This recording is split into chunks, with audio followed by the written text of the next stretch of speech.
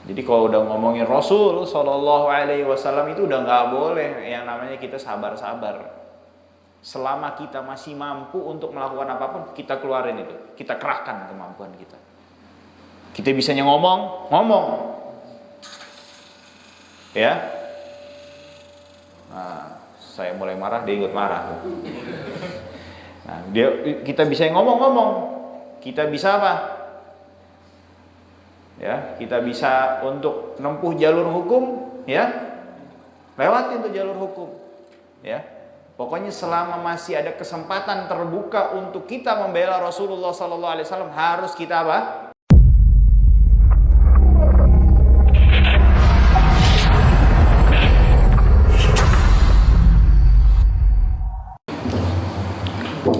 Assalamualaikum warahmatullahi wabarakatuh.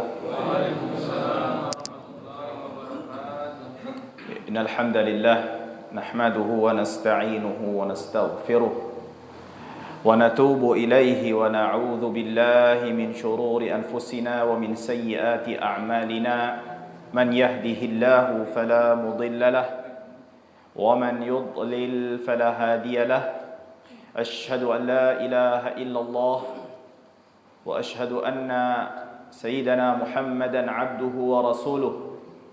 Allahumma salli wa sallim ala abdika wa rasulika Muhammadin wa alihi at-tahirin at-tayyibin wa sahbihi al-ghurril mayamin.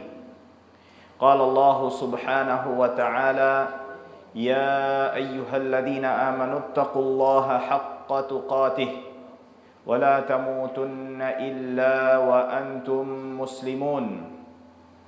Qala Allah tabaraka wa ta'ala, wa ati'u Allah war rasula la'allakum turhamun. Jamaah salat maghrib Masjid Nurul Yaqin, ya, yang semoga selalu diberkahi oleh Allah subhanahu wa ta'ala. Pertama-tama kita panjatkan puja, puji serta syukur kita kehadirat Allah subhanahu wa ta'ala, Rabb semesta alam, Rabb yang satu-satunya berhak untuk senantiasa kita persembahkan dan kita berikan segala bentuk penghambahan, ibadah, ketundukan yang kita lakukan hanya kepada Allah tabaraka wa ta'ala. Salawat dan salam tak lupa untuk senantiasa kita limpah curahkan kepada suri tauladan kita, Nabi kita Muhammad sallallahu alaihi wasallam beserta keluarganya, kerabatnya, sahabatnya dan pengikutnya yang setia hingga akhir zaman. Jamaah sekalian, insyaallah subhanahu wa ta'ala di kesempatan yang berbahagia ini kita akan membahas satu tema yang dimana ini tema sangat penting. Mengapa demikian? Dikarenakan kita ketahui kita sebagai umat Islam, umat, ya, yang dimana kita berada di atas sebuah kalimat, yaitu kalimat syahadat la ilaha illallah wa anna muhammadan Rasulullah sallallahu alaihi wasallam. Iman kita ini gak akan, atau seseorang ketika dia mengatakan beriman kepada Allah, ya, itu gak akan sempurna dan tidak akan diterima sampai dia mengucapkan dan mengimani isi dari konsekuensi syahadat tersebut. Yang dimana Rasulullah sallallahu alaihi wasallam menamakan kalimat di situ dengan syahadah, kalimatus syahadah. Sebagaimana di dalam sebuah hadisnya Rasul kita Muhammad sallallahu alaihi wasallam bersabda, "Bunyal Islamu ala khams." Islam itu dibangun di atas 5. Apa yang pertama? Syahadati an la ilaha illallah. Syahadat la ilaha illallah.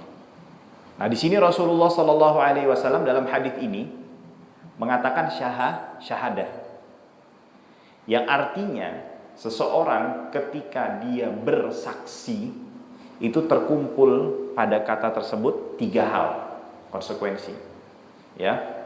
Apa? Yang pertama dia mengimaninya. Yang kedua dia harus mengucapkannya. Ya. Yang ketiga dia harus mengamalkan dari isi ucapan yang atau perkataan yang diucapkannya tersebut. Sebagaimana kalau kita nih, ya ini perbandingannya, permisalannya seperti orang di dunia nih sedang menghadapi sebuah persidangan, ya. Mungkin nggak ada orang diminta untuk hadir di dalam persidangan tersebut untuk memberikan persaksian kalau dia nggak tahu apa-apa tentang permasalahan tersebut. Mungkin nggak kalau dia memberikan persaksian bila dia tidak meyakini apa yang disampaikannya. Nggak akan mungkin kan? Mungkin nggak seseorang memberikan persaksian kalau dia ya tidak akan mengamalkan konsekuensi dari persaksiannya tersebut? Mungkin nggak? Nggak mungkin kan? Nah, begitu juga dengan kalimat la ilaha illallah wa anna Muhammad Rasulullah sallallahu alaihi wasallam. Kita dituntut oleh Allah Subhanahu wa taala ketika kita mengucapkan la ilaha illallah wa anna Muhammadan Rasulullah sallallahu alaihi wasallam, kita harus mengimaninya. Ya. Dan yang kedua adalah mengucapkannya. Yang ketiga, kita juga dituntut untuk mengamalkan konsekuensinya. Ya, berarti kata la ilaha illallah wa anna Muhammadar Rasulullah sallallahu alaihi wasallam itu menuntut kepada kita sebuah kewajiban yang dimana la ilaha illallah juga punya hak atas kita. Nah, maka dari itu insyaallah di pertemuan kali ini, di kesempatan kali ini, di majelis yang mulia ini, ya, yang semoga Allah Subhanahu wa taala memberikan keberkahan pada kita semua, kita akan membahas ya hak dari syahadat yang kedua dulu, ya. Insyaallah syahadat yang pertama di sini sudah dibahas insyaallah. Ini sekarang kita bahas syahadat yang kedua dulu, ya. Syahadat yang berkaitan bahwasannya kita mengimani bahwasannya seseorang yang bernama siapa? Muhammad itu adalah Rasul Allah Subhanahu wa taala, utusan Allah Subhanahu wa taala. Nah, sebagaimana dikata wa anna Muhammadan Rasulullah, maka hak pertama ya dari kata tersebut, ya, kewajiban yang harus kita tunaikan adalah pertama adalah mengimani akan kenabian dan kerasulan Nabi kita Muhammad sallallahu alaihi wasallam. Kenabian dan kerasulan. Ya. Nabi itu siapa? Nabi itu adalah laki-laki. Seorang laki-laki yang merdeka, ya, bukan hamba sahaya, ya. Terbebas dari segala kekurangan fisik, ya, yang diberikan wahyu oleh Allah Subhanahu wa taala kepada orang tersebut, ya, laki-laki tersebut, ya. Dan diperintahkan untuk mengamalkannya tapi tidak diwajibkan untuk menyampaikannya. Jadi nabi itulah harus laki-laki. Enggak ada perempuan. Jadi kalau ada yang ngaku nabi perempuan,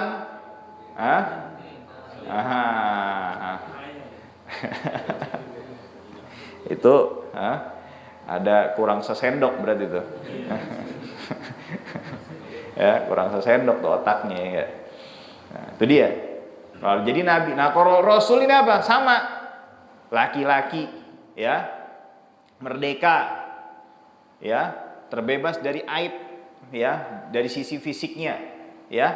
Dia diberikan wahyu dan juga diwajibkan untuk mengamalkan, juga menyampaikannya.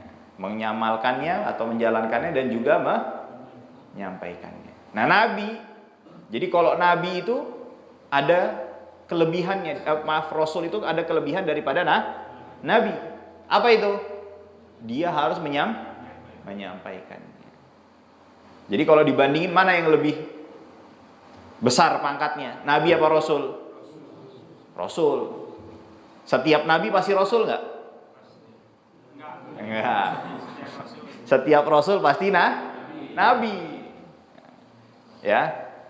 Nah, itu dia. Kita harus mengimani bahwasanya nabi kita Muhammad sallallahu alaihi wasallam itu adalah seorang nabi dan juga seorang rasul. Yang dimana beliau itu adalah orang yang jujur. Orang yang jujur, benar dan juga dibenarkan, bukan hanya benar, dibenarkan. Dibenarkan oleh siapa? Allah Subhanahu wa ta'ala. Nah, maka dari itu, siapa yang tidak mengimani beliau sebagai nabi ataupun rasul, itu apa konsekuensinya? Itu disebutkan oleh Allah Subhanahu wa ta'ala dalam firman-Nya di dalam suratul Fatah ayat 13, "Wa man lam yu'min billahi wa rasulih fa inna a'tadna lil kafirina sa'ira." Siapa yang tidak beriman kepada Allah, tidak beriman kepada Rasul, Allah siapin apa nih? Fa inna a'tadna lil kafirina, kami siapkan buat orang yang enggak beriman sebagai Rasul diberikan statusnya apa ya? Kafir, sa'ira, azab. Nah, nabinya siapa? Rasulnya siapa di sini? Allah tegasin di dalam ayat yang lain. Muhammadun Rasulullah. Muhammad adalah Rasulullah. Ya, jadi nggak ada. Ya, bukan musaddek Rasulullah, nggak ada tuh. Ya, ayatnya apa?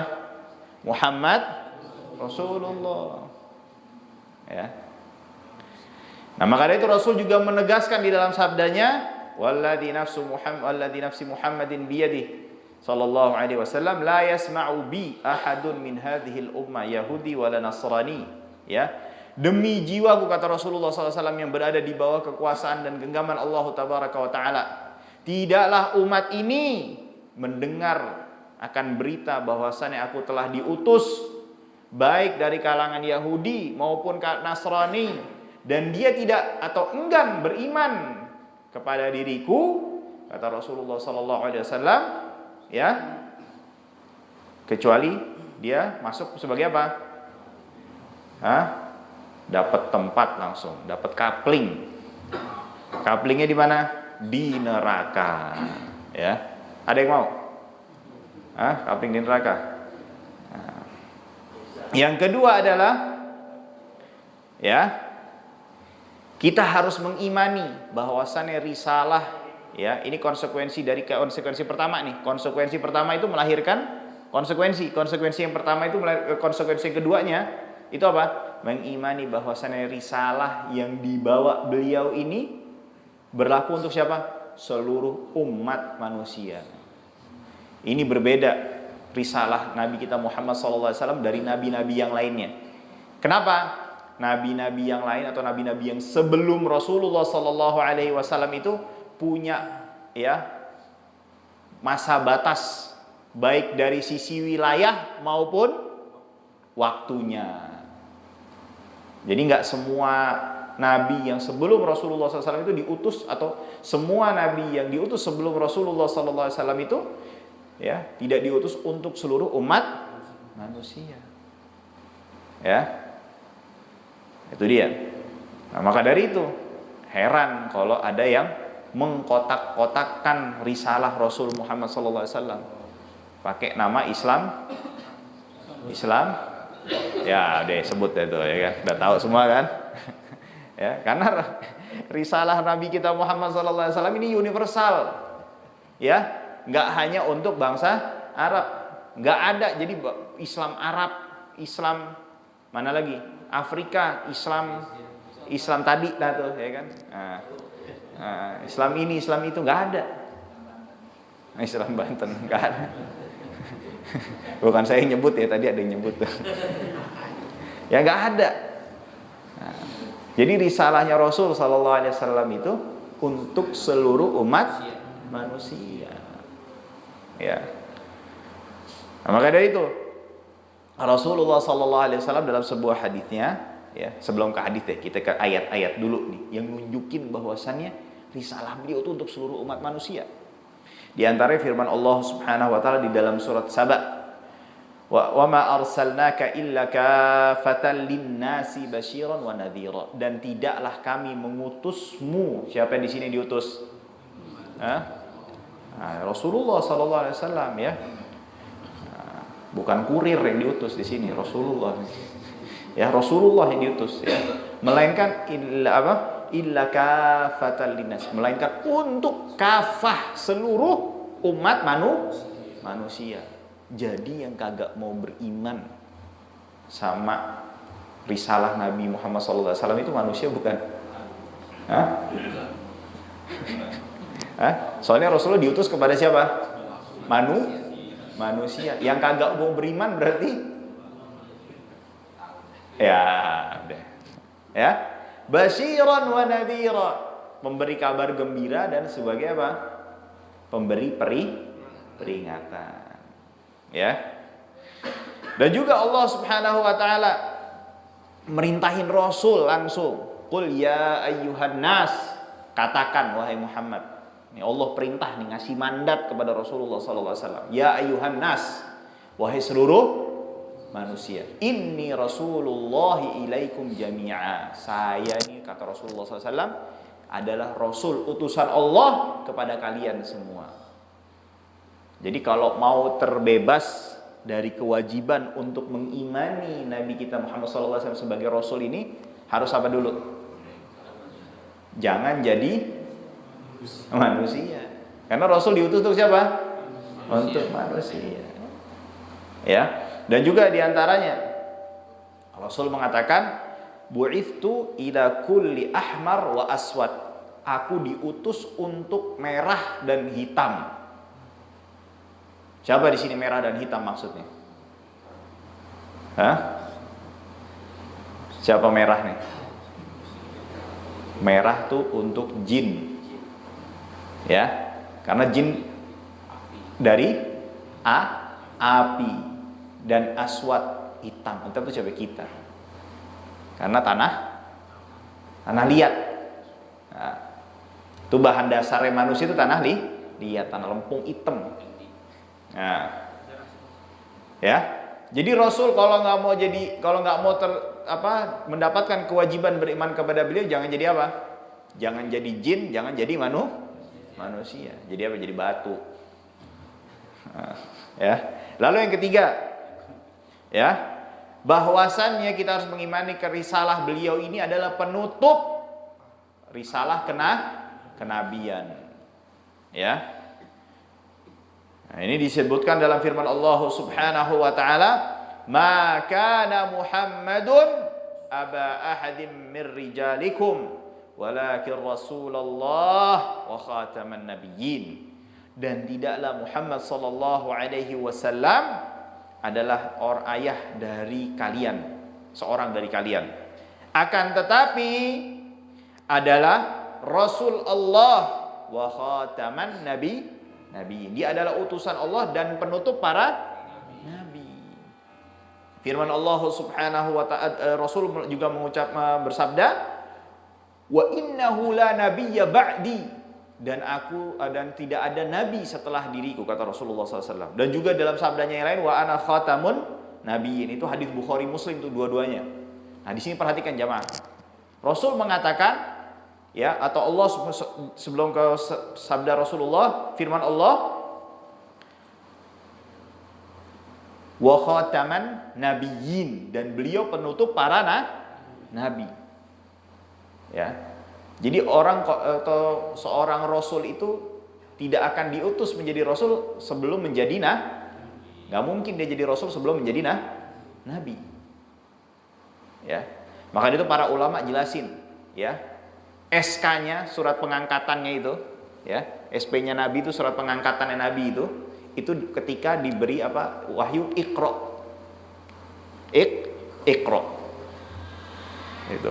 Surat pengangkatan nih. Ini jadi nabi nih, Iqra. Itu jadi nabi, Rasulullah sallallahu alaihi wasallam.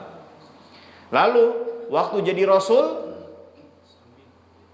ya ayyuhal muddathir qum fa'andir. Nah, itu ayat keduanya. Wahai orang yang berselimut, bangkit, bangun, berdiri, kasih peringatan. Nah, itu apa tuh? Surat pengangkatan ibarat. Jadi rasul. Jadi Rasul di Allah Subhanahu wa taala mengatakan, dan penutup para nabi. Kalau nabi aja ditutup, jadi nggak akan ada lagi rasul. Ya. mau datang dari mana kayak nggak ada sudah ceritanya. Ya. Berarti dia apa? Pembohong. Nah, ini penting jamaah sekalian nih, membahas tema-tema begini nih. Supaya kenapa? Kadang umat ini bisa dia apa? Didangkalkan akidahnya sehingga mengikuti ya racun-racun akidah, ya. Atau ada yang ngaku jadi nabi, ya kan? Dapat wahyu di mana tuh? Gunung mana tuh? Gunung Pancer ya. Sampai Gunung Salak tuh, tahu deh tuh. Ya kan? Nah, itu dia. Padahal udah Rasul ngomong mengatakan apa? Enggak ada nabi setelah diriku, kata Rasulullah sallallahu alaihi wasallam. Nah, ini kenapa enggak bisa masih ada yang ngikut? Kenapa? Karena masih apa ya? Minim ya. Yang membahas gini, atau ya udah lupa, enggak diulang-ulang terus. Ya. Nah, itu yang pertama tuh. Kita mengimani kenabian dan kerasulan beliau sallallahu alaihi wasallam. Ya, mengimani kenabian kerasulan itu mencakup apa juga? Tadi mencakup bahwasannya beliau diutus untuk seluruh umat manusia, dan risalah beliau itu, kenabian beliau itu ya, atau syariat yang dibawa oleh beliau itu berlaku sampai kapan? Hari kiamat. Dan yang ketiga adalah tadi apa? Bahwasannya ya beliau itu penutup para nabi dan juga para rasul. Nah, hak yang kedua ini adalah apa? Kita harus mencintai Rasulullah sallallahu alaihi wasallam. Ini berdasarkan firman Allah Subhanahu wa taala, "An-nabiyyu aula bil mu'minina min anfusihim." Nabi itu lebih utama dan harus dikedepankan, diutamakan, dikedepankan, didahulukan daripada diri kita masing-masing. Tuh Allah udah tegas tuh ngomong begitu di surat Al-Ahzab ayat 6. Perhatikan, Nabi itu harus lebih diutamakan, bahkan dari apa? Dari diri kita masing-masing. Ya. Nah, lalu yang selanjutnya adalah sabda Rasulullah sallallahu alaihi wasallam yang dimana beliau mengatakan apa?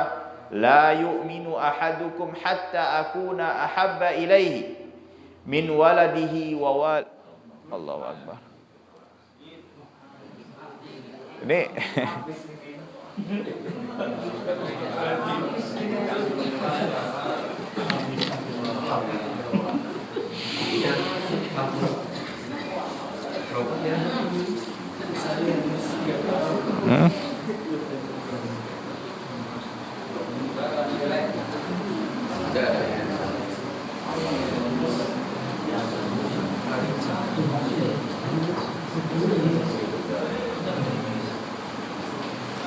mati semua bagaimana? Jeruk.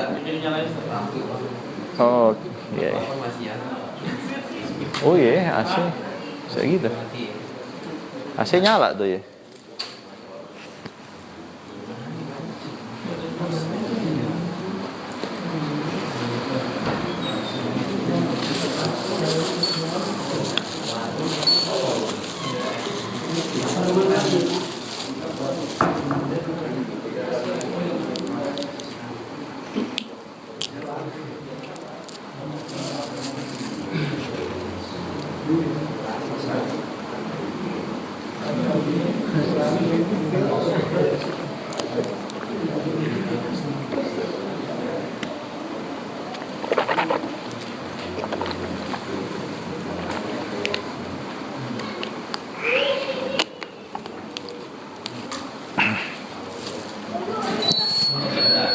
Alhamdulillah. Lanjut lagi.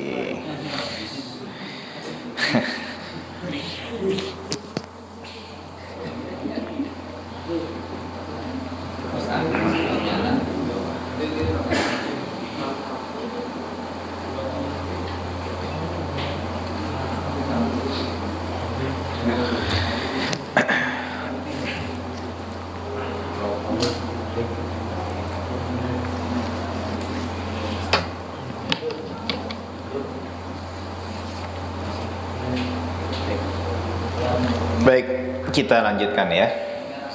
Tadi ada jeda lampu mati ya.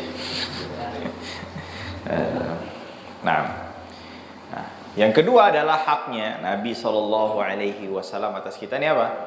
Kita harus mencintai beliau Shallallahu Alaihi Wasallam sepenuh hati, totalitas, nggak boleh dikecualikan, nggak boleh diduakan.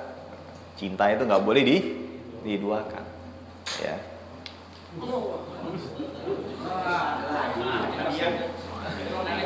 Masya Allah. Memang kalau ya dakwah Nabi kan tuh gitu banyak cobaan nih, banyak hambatan ya begini. Masya Allah, Masya Allah, Masya Allah. La yu'minu ahadukum hatta akuna ahabba ilaihi min waladihi wa walidihi wan nasi ajma'in. Masya Allah. Ini moga-moga salju buat hati kita juga nih, ya, mendinginkan hati kita dari panas dunia, ya, menuju dinginnya kecintaan kepada Nabi Muhammad Sallallahu Alaihi Wasallam. Ya, amin, amin, amin. Semoga kita dikumpulkan menjadi min ahbabin Nabi Sallallahu Alaihi Wasallam. Ya, Rasulullah Sallallahu Alaihi Wasallam, Masya Allah, ditambahin lagi, ya kan? Hah? Amin.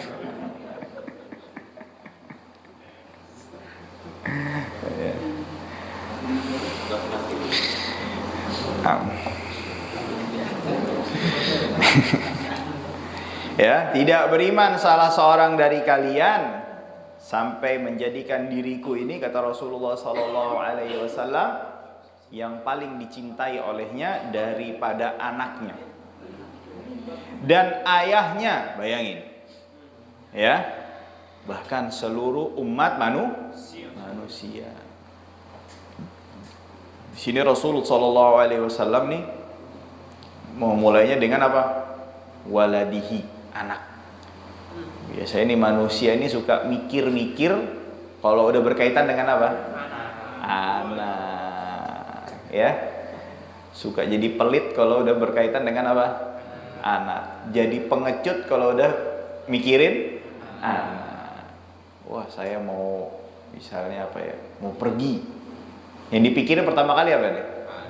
Anak dulu. Ya. Mau belanja apa yang dipikirin apa dulu? Anak dulu. Baru kedua siapa? Orang tua. Tapi Rasul mengatakan apa? Udah, kedua orang tersebut itu di nomor 2. Rasul yang pertama.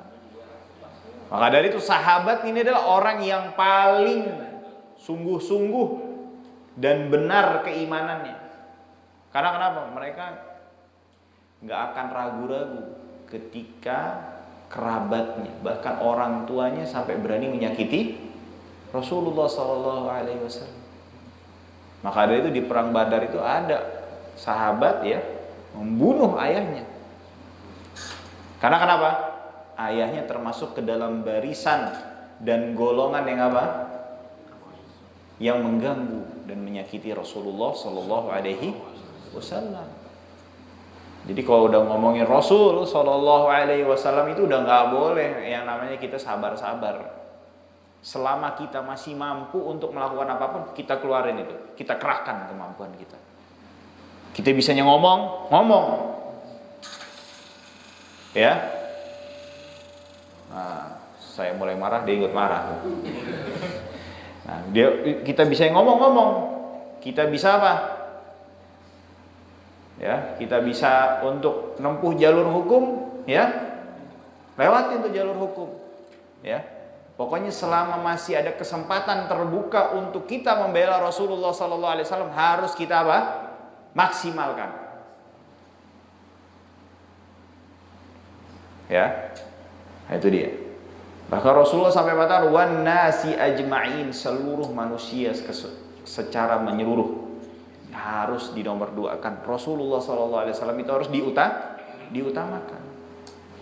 Di dalam hadis yang lainnya, ya, Nabi Sallallahu Alaihi Wasallam pernah didatengin atau pernah disampaikan sebuah pernyataan oleh siapa? Oleh sahabat yang paling mulia kedua, yaitu Sayyidina Umar Ibnul Khattab radhiyallahu taala. Beliau itu mengatakan, "Ya Rasulullah, wahai Rasulullah, la anta ahabbu ilayya min kulli syai'in illa min nafsi." Wahai Rasulullah sallallahu alaihi wasallam, engkau itu adalah orang yang paling aku cintai. Ya, tapi masih ada yang lebih aku cintai, yaitu apa? Diriku sendiri, katanya. Kata Umar, itu pertama tuh pernyataannya. Ya. Jadi masih dirinya dulu nih didahulukan, dikedepankan. Maka Nabi sallallahu alaihi wasallam ya menanggapi pernyataan tersebut dengan mengatakan apa? La, enggak, belum. Walladzi nafsi biyadih, demi jiwaku yang berada di genggamannya Allah Subhanahu wa taala, hatta akuna ahabba ilaika min nafsik. Belum sampai kamu mencintai diriku melebihi dari dirimu. Ya? Melebihi dari dirimu sendiri. Maka Umar bin Khattab mendengar tanggapan Rasulullah sallallahu alaihi wasallam tersebut, meralat pernyataannya. Beliau mengatakan apa? Fa innakal an, maka sungguh dirimu saat ini wahai Rasulullah SAW, saat ini juga, wallahi, demi Allah, sungguh-sungguh nih ngomongnya, la anta ahabbu ilayya min nafsi, engkau itu lebih aku cintai daripada siapa? Daripada diriku sendiri, kata Umar bin Khattab. Faqala an-nabiy sallallahu alaihi wasallam, al-ana ya Umar, saat ini wahai Umar. Maka terlaknat, tercela siapa saja yang mencela siapa? Mencerca Sayyidina Umar bin Khattab. Karena beliau mengatakan apa? Engkau itu lebih aku cintai daripada diriku.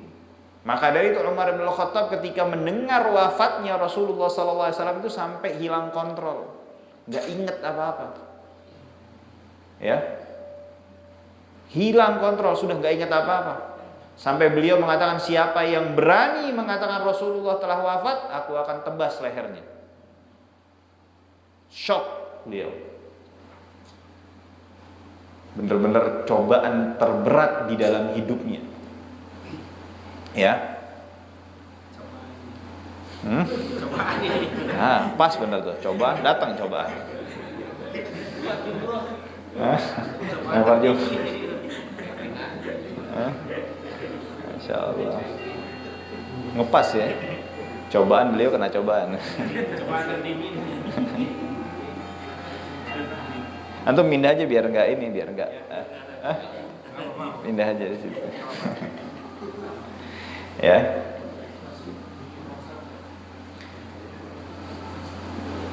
Maka dari itu, ketika sahabat Abu Bakar Siddiq radhiyallahu taala anhu mengingatkan kepada Umar bin Khattab, di mana Allah mengatakan innaka mayyitun wa innahum mayyitun, engkau ini bakalan jadi mayit wahai Muhammad sallallahu alaihi wasallam, dan mereka semua, kita semua ini juga bakalan jadi mayit. Itu tertunduk, tersungkur Umar bin Khattab. Dia mengatakan apa? Seakan-akan aku baru membaca ayat itu saat ini. Bukan gak hafal, tapi saking tidak relanya kehilangan siapa? Orang yang paling dicintai oleh dirinya. Sampai gak inget tuh semuanya tuh. Sampai ayat itu aja jadi lupa. Jadi pernyataan beliau ini bukan sekedar pernyataan kosong. Makanya gak habis pikir, sampai ada yang mengatakan apa? Beliau itu setelah wafatnya Rasulullah itu kembali menjadi orang kafir. Bahkan sampai ada yang berani mengatakan Umar ini gak sungguh-sungguh masuk Islamnya. Bahkan sampai ada yang berani mengatakan dua berhala yang bakalan disiksa di dalam neraka itu ada dua, katanya, Abu Bakar dan Umar. Ini sebagian perkataan siapa nih? Orang Syiah. Terlaknat itu ucapan itu. Ya. di mana beliau radhiyallahu taala anhu itu orang yang paling mencintai Rasulullah sallallahu alaihi wasallam. Dan Rasul sallallahu alaihi wasallam itu apa? Sampai sering hinama kuntu ana wa Abu Bakar wa Umar, ketika aku bersama Abu Bakar dan Umar, ketika aku berjalan bersama Abu Bakar dan Umar. Jadi 2-3 orang ini, Rasulullah, Abu Bakar dan Umar ini seorang sahabat yang tidak terpisahkan di mayoritas waktu yang mereka lalui. Bahkan sampai Sayyidah Aisyah radhiyallahu taala anha di kamarnya itu aslinya sudah nyiapin satu kapling. Buat siapa? Buat Sayyidah Aisyah sendiri. Emang makamnya Rasulullah di mana? Di kamarnya Sayyidah Aisyah. Rasulullah, terus Abu Bakar. Ini ada satu lagi nih. Ya. Sebelum Umar wafat nih. Ya. Tadinya Sayyidah Aisyah merencanakan beliau di situ mau dimakamkan, disemayamkan, dikuburkannya di situ. Tapi begitu Umar lagi posisi sekarat, beliau mengutus anaknya, minta izin, boleh nggak saya dimakamin di sebelah 2 sahabat saya itu? Terus Sayyidah Aisyah mengatakan, boleh, silahkan. Terus disampaikan kepada Sayyidina Umar bin Khattab radhiyallahu taala bahwasanya Sayyidah Aisyah radhiyallahu taala anha itu mengizinkan dan mempersilahkan Umar untuk dikebumikan di sebelah 2 sahabat yang tercinta tersebut. Umar masih ngirim lagi, tolong sampaikan, saya meminta ini bukan sebagai pemimpin kaum muslimin, tapi sebagai pribadi. Bayangin, kadang kan kita sungkan kalau dimintain sama pemimpin, bener gak? Tapi permintaan saya ini sebagai atas nama pribadi.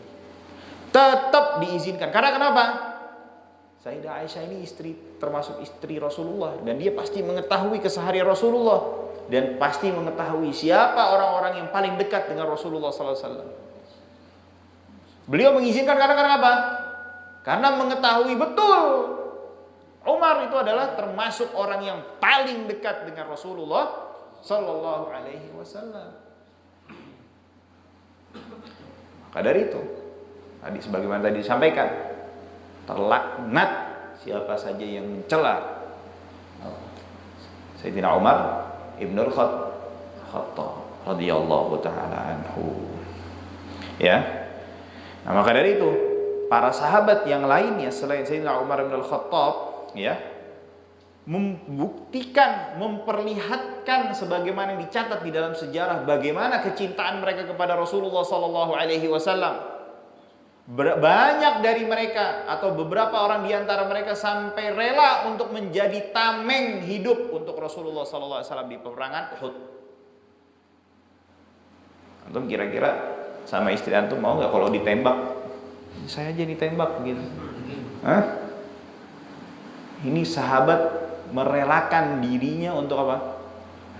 Dihunjamkan tombak panah, ya, dan senjata-senjata lainnya demi apa? Untuk menjaga Rasulullah sallallahu alaihi wasallam. Ya. Maka dari itu, ya, Ali, sahabat Sayyidina Ali bin Abi Thalib radhiyallahu taala anhu mengabarkan, menceritakan bagaimana kecintaan para sahabat itu kepada Rasulullah sallallahu alaihi wasallam. Ya. Yang dimana ini pelajarannya apa? Kita harus ngikutin mereka. Ya. Karena mereka apa? Mereka adalah manusia terbaik setelah para nabi dan para rasul. Gak ada yang bisa menyamai mereka. Menyamai mereka. Jangankan menyamai, mendekati mereka saja tidak ada yang bisa.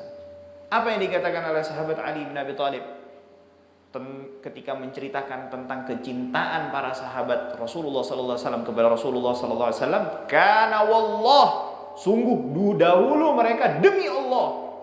Kata Ali bin Abi Thalib, "Ahabbu ilaina, lebih kami cintai min amwalina, daripada harta-harta kami, wa auladina, daripada anak-anak kami." Ya. Lihat bagaimana Suhaib Ar-Rumi, ya, sahabat ya yang hijrah dengan apa? Meninggalkan semua harta dan asetnya di Mekah. Padahal orang kaya nih, Suhaib Rumi. Ya, saudagar besar. Ya, rela tinggalin dah untuk apa? Supaya bisa nyusul Rasulullah sallallahu alaihi wasallam. Wa auladina wa abaina wa ummahatina, lebih kami cintai daripada anak-anak kami, ayah-ayah kami, ibu-ibu kami. Wa minal ma'il barid 'ala dhama, bahkan kecintaan kami itu melebihi daripada kecintaan orang yang sedang kehausan di tengah hari yang terik kepada air yang sejuk. Subhanallah, perumpamaannya itu. Tuh kita semua nih kalau lagi terik nih ya di pasar Tanah Abang tuh, ya, tahu ada yang jualan es, lihat ada air-air yang ngalir gitu, gimana tuh, ya kan?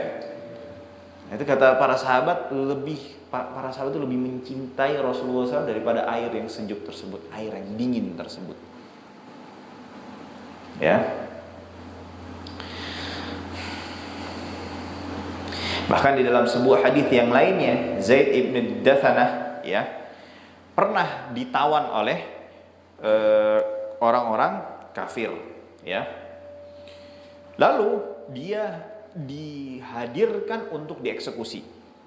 Ya. Ketika dieksekusi, Abu Sufyan waktu itu masih kafir ya, karena di Fathu Mekah beliau masuk Islam dan menjadi sahabat yang mulia. Dia mengatakan, "Unshidukallah ya Zaid," ya. Aku memanggilmu, menanyakanmu atas nama Allah, kata Abu Sufyan. "Atuhibbu anna Muhammadanil ana indana makanak nadribu 'unuqahu wa innaka fi ahli." Mau enggak saat ini kondisimu ini lagi ditawan, diikat, dikekang, mau dibunuh, kita tuker.